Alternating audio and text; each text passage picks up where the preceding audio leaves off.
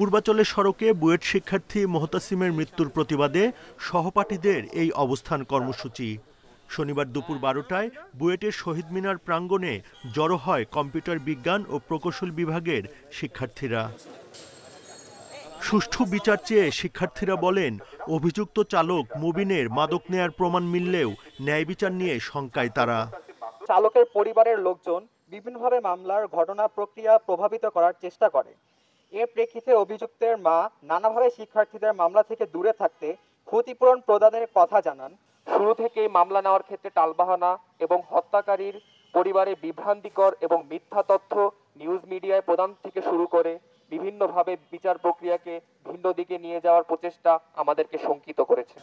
অভিযুক্তদের আইনজীবী গণমাধ্যমে বিভ্রান্তিকর তথ্য দিচ্ছেন বলেও অভিযোগ বিক্ষোভকারীদের।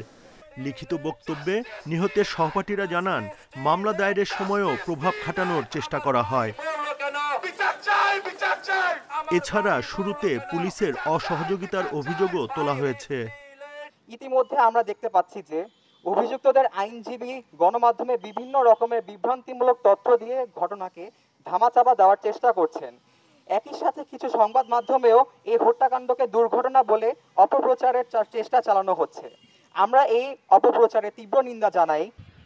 শুক্রবার রাত 3টার দিকে পুলিশ চেকপোস্টে মোহতাসিমের মোটরসাইকেলকে ধাক্কা দেয় দ্রুতগতির প্রাইভেট কার।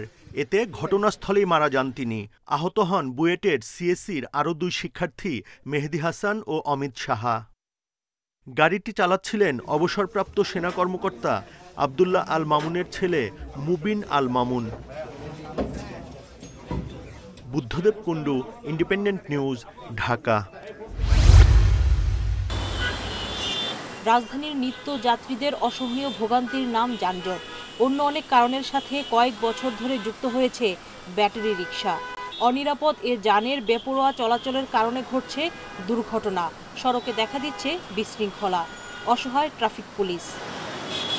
আদালতের নির্দেশে কয়েকবার অটোরিকশা বন্ধের উদ্যোগ নেওয়া হলেও প্রতিবাদ ও বিক্ষোভের মুখে তা কার্যকর হয়নি। এ পরিস্থিতিতে রাজধানীর যানজট নিয়ন্ত্রণে ব্যাটারি চালিত রিকশাকে লাইসেন্স দিয়ে করের আওতায় আনার সুপারিশ করেছে ডিএমপি।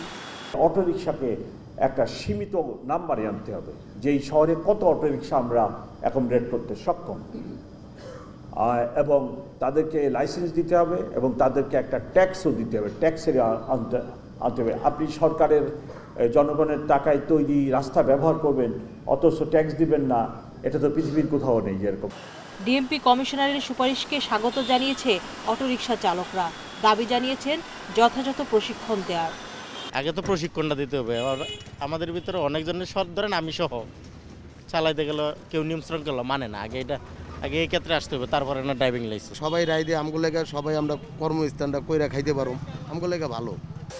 বুয়েটের অ্যাক্সিডেন্ট রিসার্চ ইনস্টিটিউটের তথ্য অনুযায়ী জানুয়ারি থেকে অক্টোবর পর্যন্ত ব্যাটারি চালিত 3 চাকার যানবাহনের কারণে সারা দেশে দুর্ঘটনা ঘটেছে 900টি। এর মাঝে 582টি ছিল মারাত্মক। রাজধানীর সড়কে চলাচল করে প্রায় 12 লাখ অটোরিকশা। সুলতানা জাহান মিতু, ইন্ডিপেন্ডেন্ট নিউজ, ঢাকা। প্রায় 2 যুগ ধরে কাশিমপুর কেন্দ্রীয় মহাশ্মশান মন্দিরে কাজ করতেন তরুণ দাস। শনিবার সকালে সেই মন্দিরের মেঝেতেই পাওয়া যায় তরুণ দাসের মরদেহ। তার হাত পা মুখ বাঁধা রক্তাক্ত দেহ দেখতে পেয়ে পুলিশে খবর দেয় মহাশ্মশানের কর্মচারীরা। মন্দিরের পুরোহিত জানান, লোহার গ্রিল কেটে মূল গেট ভেঙে মন্দিরে ঢোকে দুর্বৃত্তরা। মন্দির থেকে কাঁসা, পিতল ও তামার 6 থেকে 7 মণ ওজনের বাসনপত্র নিয়ে গেছে ডাকাতরা। এছাড়া চুরি গেছে অন্যান্য মালামালও। মন্দিরের সমস্ত গেট ভাঙা এবং মন্দিরের ভিতরে প্রবেশ করে সেখান থেকে সব টাঙ্ক সব ভাঙা। এখানে শুধুমাত্র তামা, পিতল, কাঁসা এগুলো প্রচুর পরিমাণে থাকে, কয়েক মণ থাকে।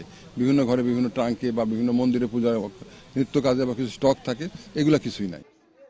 সেবায়েত তরুণ দাসের মরদেহ ময়নাতদন্তের জন্য পাঠানো হয় সদর হাসপাতালের মর্গে। এই হত্যাকাণ্ডে হতবাক নিহতের স্বজন ও মন্দির সংশ্লিষ্টরা। দ্রুত দোষীদের বিচারের আওতায় আনার দাবি তাদের। আমার বাবা তো ধরেন 2000 সাল থেকে এখানে থাকতো, সবার সাথে ভালোবাসা নিয়ে থাকতো। তা আমার বাবাকে যারা যেভাবে মারছে, আমি একটা সুস্থ আইনের কাছে বিচার চাই। এটা মনে হচ্ছে হত্যাকাণ্ড। পোস্টমর্টম করার পরে মোটামুটি নিশ্চিত হওয়া যাবে যে হত্যাকাণ্ডের পিছনে কারা আছে। আমরা এই বিষয়ে আইনগত বিষয়টা প্রক্রিয়াধীন আছে এবং আমরা আসামি গ্রেপ্তারের চেষ্টা করছি এবং ঘটনার মূল রহস্য উদ্ঘাটন করে আপনাদেরকে পরে বিস্তারিত জানানো হবে। এর আগে শুক্রবার জেলার হালতিবিলে এক অটো চালকের মরদেহ উদ্ধার করা হয়। এ নিয়ে এ মাসেই জেলায় 3টি হত্যাকাণ্ড ঘটল। Independent news.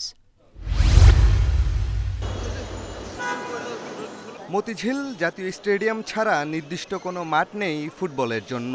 সেই ভেন্যুর সংস্কার কাজ চলমান।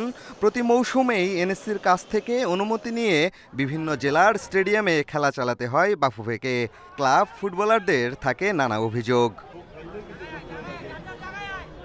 সীমাবদ্ধতা দূর করতে চট্টগ্রামের এম.এ. আজিজ স্টেডিয়াম ফুটবলের জন্য দেওয়ার আশ্বাস দিয়েছিলেন ক্রীড়া উপদেষ্টা। সেটা চূড়ান্ত করেই দিলেন সুখবর।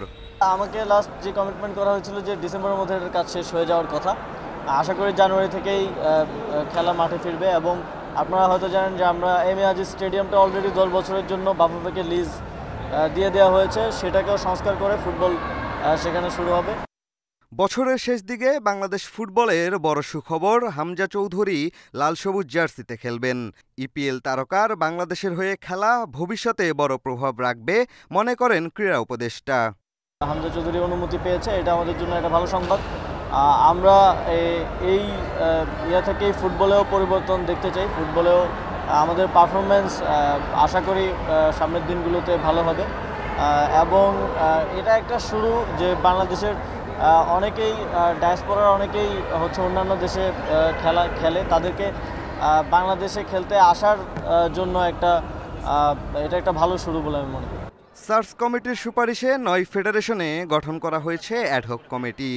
বাকিগুলো ধাপে ধাপে হওয়ার কথা বলেছেন ক্রীড়া উপদেষ্টা। ধাপে ধাপে বাকি ফেডারেশনগুলো আপনারা খুব দ্রুত দেখতে পাবেন। পিয়াস সাহা, ইন্ডিপেন্ডেন্ট নিউজ, ঢাকা।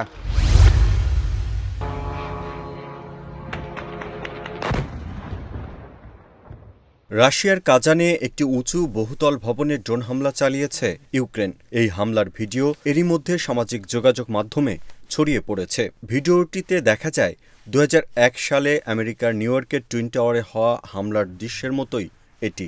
তবে কাজানে এই হামলায় কেউ মারা যায়নি।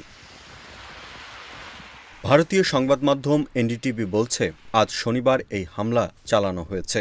মস্কো থেকে কাজান প্রায় 800 কিলোমিটার দূরে। এটি মস্কোর পূর্ব দিকে অবস্থিত। হামলা হওয়া ভবনটি আবাসিক বলে জানা যায়। এতে থাকা বাসিন্দাদের সরিয়ে নেওয়া হয়েছে। ভিডিওতে দেখা যায় ড্রোন হামলার পর আগুন ধরে যায় ভবনে, ধোঁয়া ছড়িয়ে পড়তে থাকে।